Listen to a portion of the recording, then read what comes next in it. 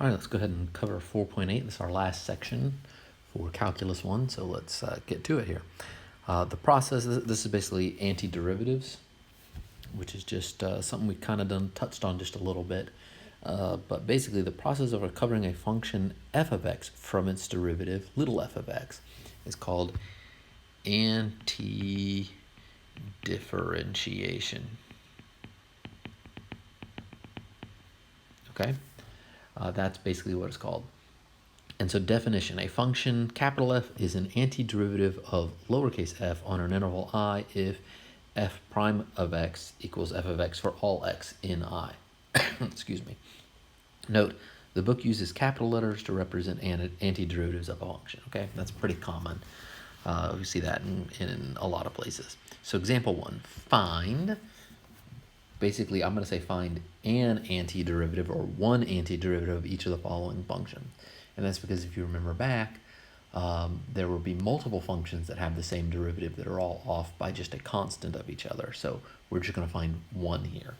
So in this case, f of x here, and I asked myself the derivative of what would give me 2x. That's x squared. We can then take the derivative of this to check. So check f prime of x is equal to 2x, and there it works. So there is our answer. Over here, g of x equals cosine of x. I'm going to say the derivative of cosine is sine. And so I'm going to say sine of x is what I started with. The derivative of sine is cosine. And so I can check it. F prime of x, derivative of sine is cosine of x, and so therefore it works. And there's my answer. Over here, I'm going to do this one. My capital, really, I guess I should have done, over here I should have done a capital G. And over here, capital H of x is going to be derivative of natural log of x gives me 1 over x, and derivative of e to the 2x gives me 2e to the 2x, so plus e to the 2x. Because of the chain rule, I'd have to do the derivative of e to the 2x is e to the 2x times the derivative of 2x, which is just 2. So that one works as well, and there's my answer. I don't need to write the check out, I just said it. So look at part A above. All right, this one right here. And note, as I was saying before, they could be off by a constant, that x squared plus some constant, 3, 4, 100, whatever, also has 2x as its derivative. So we have to be careful about that right there. Also recall from section 4.2, the mean value theorem, corollary 2, we discovered any two antiderivatives of a function differ by a constant. All right, just by a constant there. Sorry. So theorem 8, if f is an antiderivative of f on an interval I, then the most general antiderivative of f on I is f of x plus some constant, where c is an arbitrary constant. We just don't know what the constant is. It's just, it could be there, it could be something we just don't know. And you can see that here in this next example. Find an antiderivative of f of x equals 3x squared that satisfies f of 1 equals -1. So if you look over here, you see the whole family of solutions where we have a whole bunch of different ones that all have the same slopes. If you go to the same point, the same x value, they all have the same slope. So all of those functions will have the same antiderivative there. They'll all have the same slope function, which means if you go from the slope function back to them, they're all you have to include all of them with that plus c. So if we do the antiderivative of this, we end up with x cubed plus c, because the derivative of x cubed is 3x squared, and then plus some constant, where the derivative of that constant would have been 0. But now we have to also satisfy that f of 1 equals -1. So f of 1 equals -1 equals 1 cubed plus c. And so now this allows us to solve for what c is for this particular requirement to be true. And so this essentially just gives us -2 equals c. And so the one equation that satisfies that is x cubed minus 2. And there's our answer. All right, so far, not too bad. Now, doing these antiderivatives can actually be a lot trickier than doing regular old derivatives going backwards. And so you'll start to see stuff like this, where what this is basically is an antiderivative table. It's sometimes called an integral table. All right, because an antiderivative is an integral, and I'll post a video or make a video showing exactly how this works, but I'll find something for you. I don't want to waste all the time with it here because you don't really need to know it yet. But in Calculus 2, the majority of that course is all about doing these integrals, and so you have to get pretty good at doing them with lots of different techniques, but they are significantly more difficult than taking derivatives. All right, so here you can look at this table. It tells you the form. If I'm taking the antiderivative of x to some power, I'm going to get some form like this, kind of like where we had to do x, say it was the integral of x to the fourth, the antiderivative of it, we would end up with 1 over, so n is 4, so 1 over 4 plus 1 times x to the 4 plus 1, which would just then be equal to 1/5 x to the 5th, which if you tried the derivative of that, you'd bring the 5 out front, it would cancel with the 1/5, and you'd have just the x to the 4th we started with. So that's how you basically use this table, is you're just following the recipe. Maybe I shouldn't erase that. That should be there. So here, definition. The collection of all antiderivatives of f is called the indefinite integral of f with respect to x, and is denoted by this symbol here. So this is the integral symbol here. This right here, it is actually an elongated s, like that, an s, and it stands for sum. It's the integral symbol, but it stands for a summation, and like I said, I'll post a video on how this works. Then here is your actual function. This is the integrand, the thing you're doing the antiderivative of, and then dx is there to indicate what you're actually integrating it with respect to. You know how before we had dy dx, so we're taking the derivative with respect to that dx. Now we have this dx telling us what we're taking the antiderivative with respect to. All right, and the way this works, again, I'll post a video on this, is essentially this is telling you to do the sum of all the function, of all the values of the function times some width dx. And so what this ends up giving you is actually the area underneath a curve. And like I said, I will post a video that shows how that is true, but essentially, just real quick little sketch here, you have some function you're going along, it's called a Riemann sum. This is essentially you're taking some value of f of x, whatever that at x value it happens to be, and then you're multiplying it by some width dx, some infinitesimal dx width, and then you're summing all of those up. So after you do that one, you go to the next spot and do another one, and another one, and another one, and this is literally, you're doing this in such a fashion that you're going to sum up and find all the areas of these, right? The area of a rectangle is height times width. Well, the height is f of x, the width is dx. And if we're taking that limit that dx is, infinitesimally small, just, we're taking that limit as it goes to a width of basically 0, then these get to be really, really narrow rectangles, right? And so what we're doing is getting really, really narrow rectangles all inside of there. And we're adding them all up, and that's going to tell us the area underneath that curve. Now, why in the world would the area underneath that curve and this little summation of all the areas of the rectangles underneath it, why is that the antiderivative? That's the thing I'm going to post for you. I'll either make a separate video or try and find one, if I can find one real quick so I don't have to make it myself, but I'll either make it or find one for you to take a look and see if you're interested. Also here, the symbol dx, that little infinitesimal dx, is called a differential. And you can think of it as simply, you can think of it like I said, where it's f of x times that differential little teeny tiny width, which is the way I think about it, but it's also there to indicate what you're taking the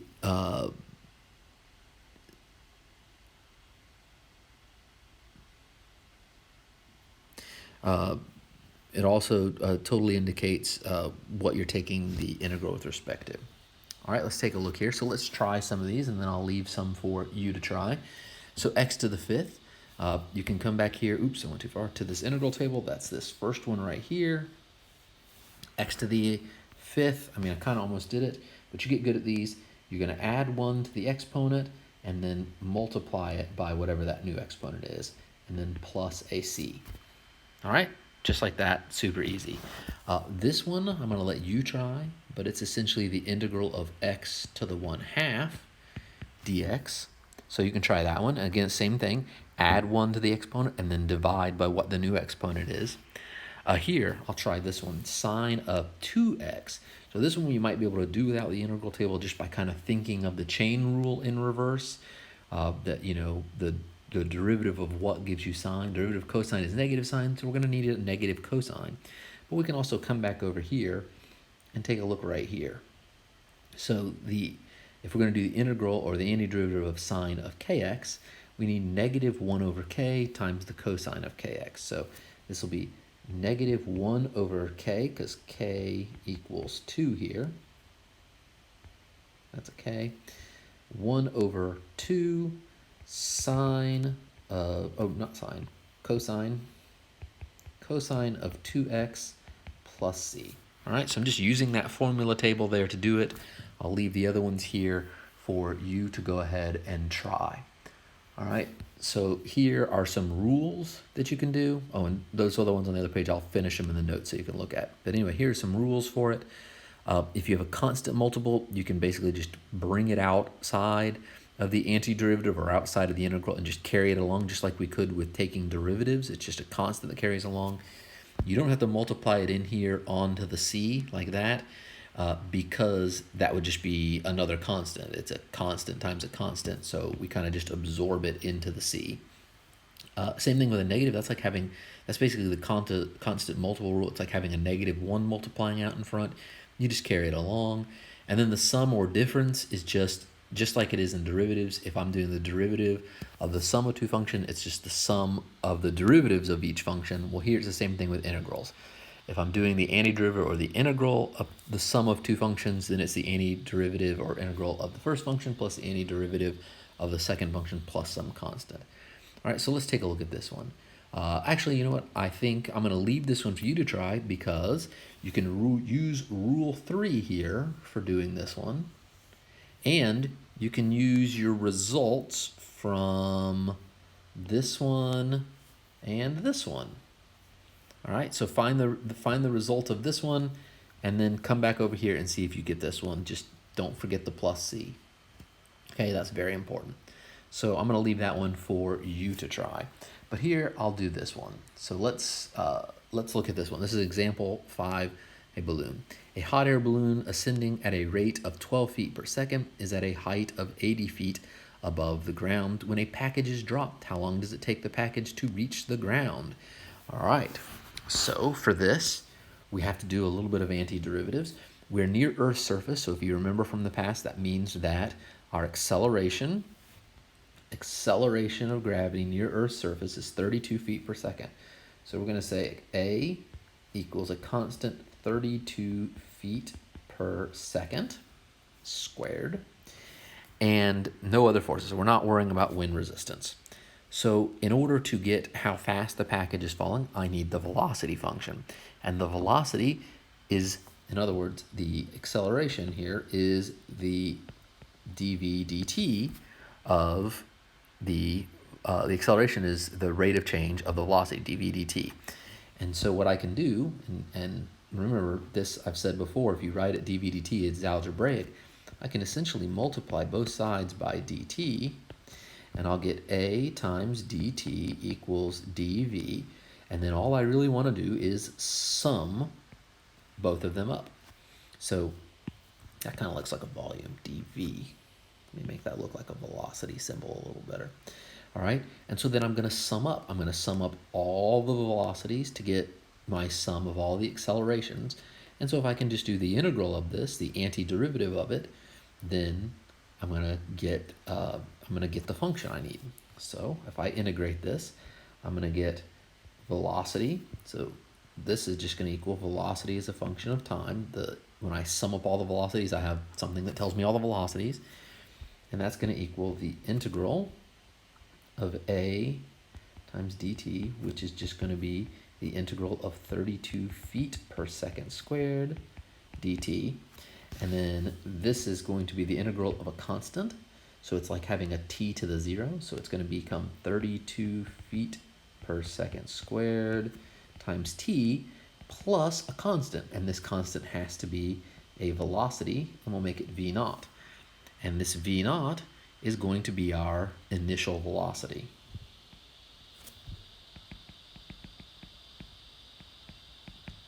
All right. Well, this is for the package, remember. This is for the velocity of the package. When the package is in the balloon, it's going the same speed as the balloon, right there. Which means when we first let it go, that's how fast it's already traveling.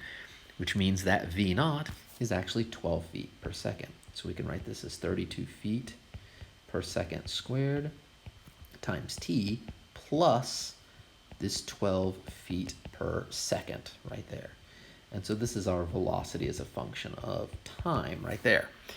Now, we essentially know almost everything here. We don't know time, and we don't know the velocity after a certain amount of time. And we're trying to find that. So the next thing we need to do is take a look that that velocity is dx dt, right? And so we can get velocity dt equals dx and integrate them again. So if we integrate the velocity, we will get the position function. So if I come back over here, I can get position as a function of time is equal to the integral of the velocity, like that. And so this will be the integral of the 32 feet per second squared times time plus the 12 feet per second. And when we do that, we end up with 32 feet per second squared. And now times 1/2 t squared, that's that integral of that t, we just carried the constant 32 feet per second squared along, plus 12 feet per second times t, right? That's that integral, plus another constant, and this constant has to be a position, and we'll call it initial position, okay? And so we have our position as a function of time function right there. Now, what we need to know is we need to look at initial positions and final positions. Well, our initial position is 80 feet above the ground, all right? And our final position is when it hits the ground, which is going to be 0, right? So as a function of time, we can say this is 0 over here, 0 feet. That's at the ground. This is 32 feet per second squared, actually divided by 2, so we can make that 16. 16 feet per second squared, t squared, plus 12 feet per second times t, plus our initial position, 80 feet. And so now we have a function right here that only has time as a variable, and and this time that is here is the amount of time it would take it to fall from 80 feet down to 0 feet. And so if we just solve for this t here, we will get the answer that we're looking for.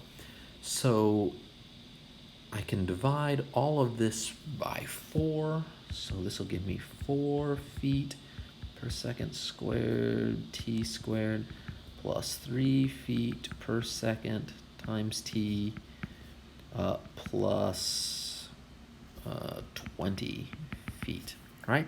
And so at this point, it's just a matter of solving for whatever this happens to be.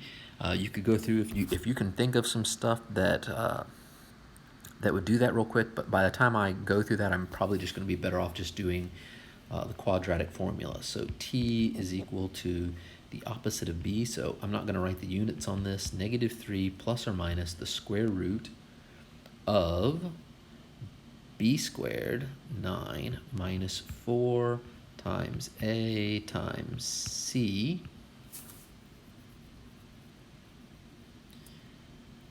and oops, I did forget something. This should be a negative 32. So let me put these negatives in. I just realized I forgot that. Sorry about that. So negative, and then negative, and so this becomes negative 4 right there, all square rooted over 2 times A, which is negative 4. Okay? And so if we do this, we should end up with negative 3 plus or minus the square root of 9.